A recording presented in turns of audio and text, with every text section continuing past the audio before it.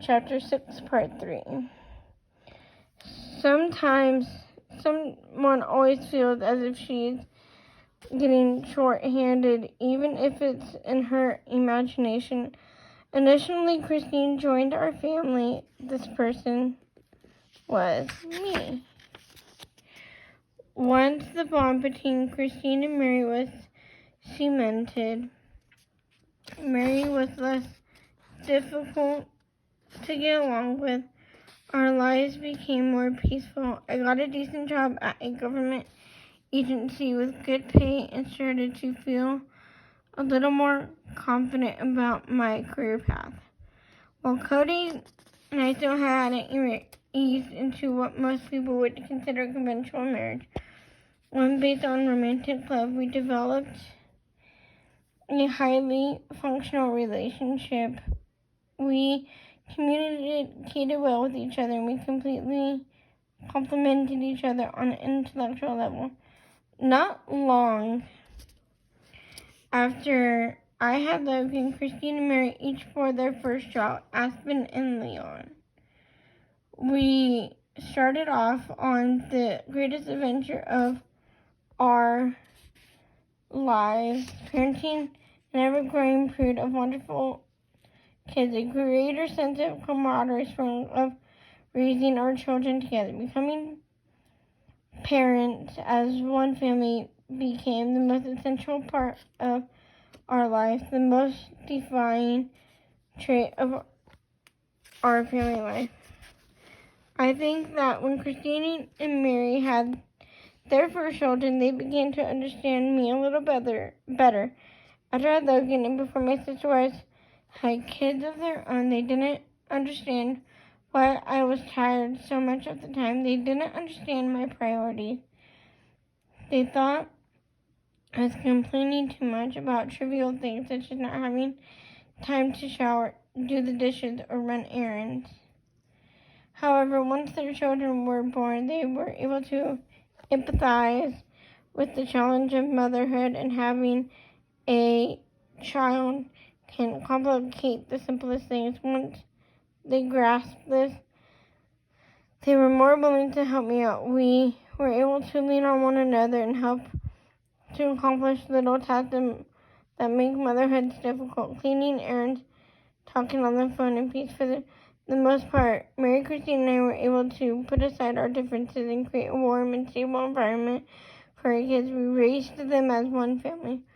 While they may have separate moms, they did not think of themselves as any other than full siblings.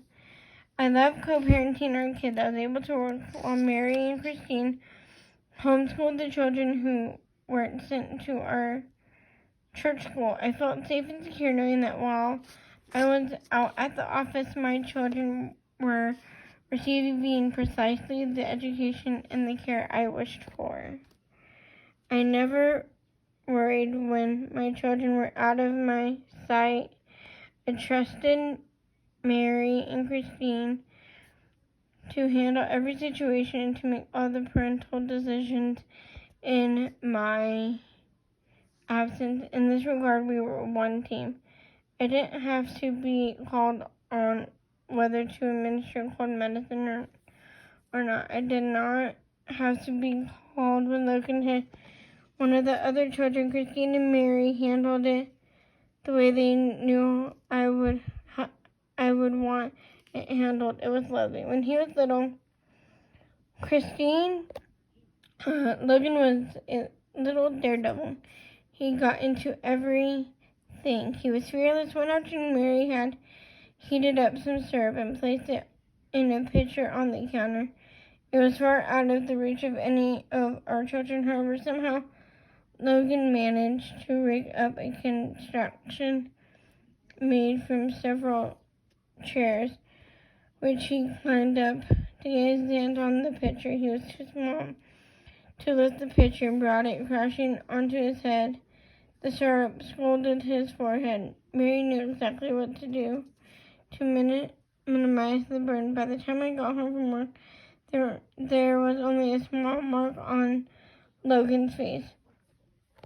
When you have as many kids as we do, These small traumas are not all uncommon. Most of the time, when one of my kids got injured, I wouldn't find out till I got home from the office.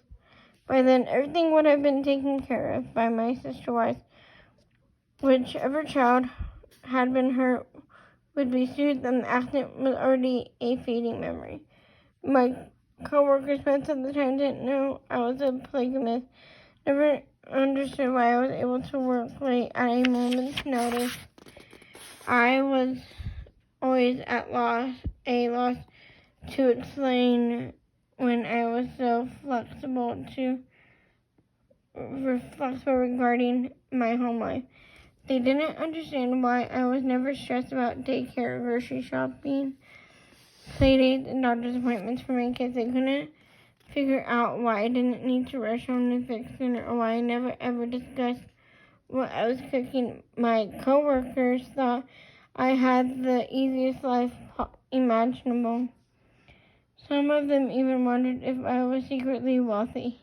If you can imagine that, I didn't explain my situation, but I did hint that I had the best babysitters in the entire world. From the day they were born, my children entered a rich, thriving environment with various outlooks to color the way they see and appreciate the world. For all of their life, they had the benefit of 4, now 5 parents who exposed them to a wide range of different interests, talents, and opinions. I knew it is a cliche to say, but if it does truly take a village to raise a child. My children have grown up in the best town in America. I'm not good at arts and crafts, and my cooking and baking skills are not anything to boast about. As always, I would prefer to lose myself in work. So my major contribution to the family is financial and practical. Thankfully, my kids never suffered from having a mother who can't sew or bake. There are 3 other wonderful mothers in their lives who are creative, talented in areas which I am not.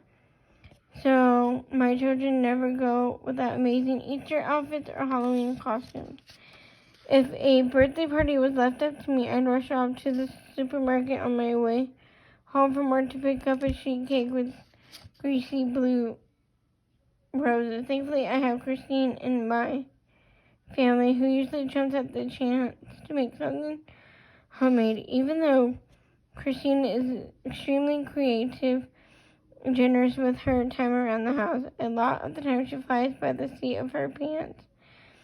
She is so carefree and so blue that she can often overlook the most basic details, such as the need to put gas in the car. I, on the other hand, am a worrier and planner. I make my sister wives go crazy with my plans and my contingency plan and my contingency plan. Although these differences do lead to conflicts, they make our household a fun, dynamic place.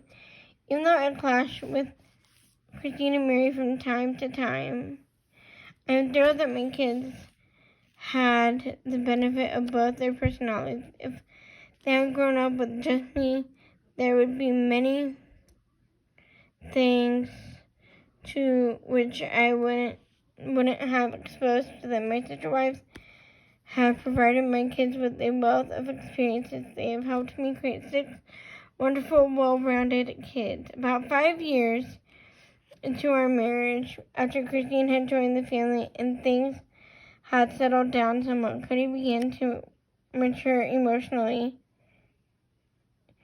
This change had a lot to do with the fact that Cody started taking charge of his own decisions. When Cody was new to polygamy, he often sought counsel of elders who had grown up in the faith and now had plural families of their own. Among those he turned to for guidance were the members of Mary's family.